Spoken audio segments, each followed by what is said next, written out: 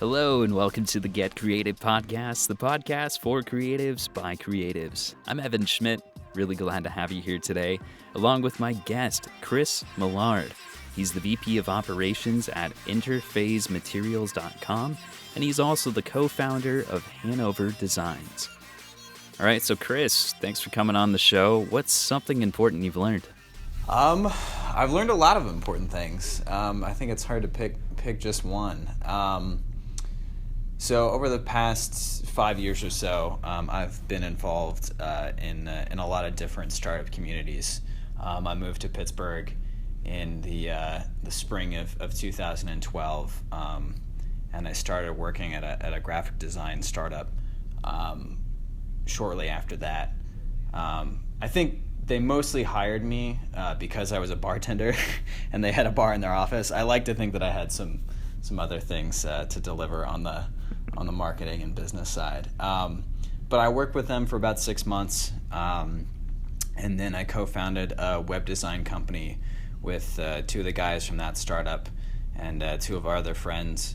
And we got some investment from a hackathon, and we got into Y Combinator, which is one of the nation's, the nation's top accelerator program.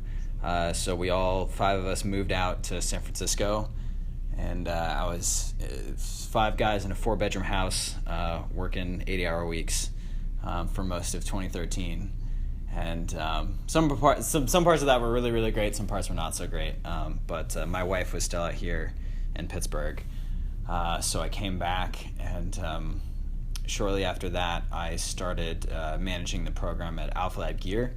Alpha Lab Gear is a hardware startup accelerator. It's based out of East Liberty, and they help early stage startups that create physical products. So that could be anything from like robotics to medical devices to Internet of Things. There was a lingerie company, a bridal accessories company, consumer electronics. Just as long as you're making stuff, not just software. Then you're fit for Alpha Lab Gear. So I worked there for about 2.5 years, and I actually recently just left Gear to join Interface Materials.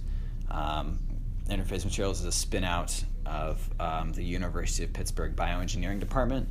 Noah and Casey, the two founders, created a technology while working on their PhDs. I think the biggest thing that I've learned is that there's a lot of different advice for how to start your own business. There's a lot of things you need to worry about. There's a lot of sort of tips online and resources and books written and blogs written.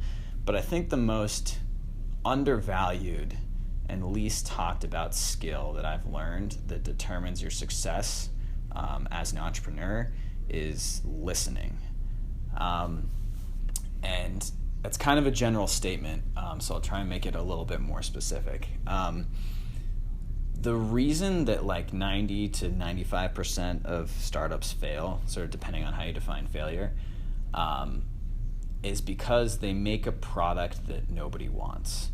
They spend all this time in designing and engineering something, and either they have weighted their own experience too heavily and say like, man, I really have this problem, like I'm gonna build this entire crazy solution, and they realize that there are only a few people in the world that have that problem, and they're not gonna be able to make that much money,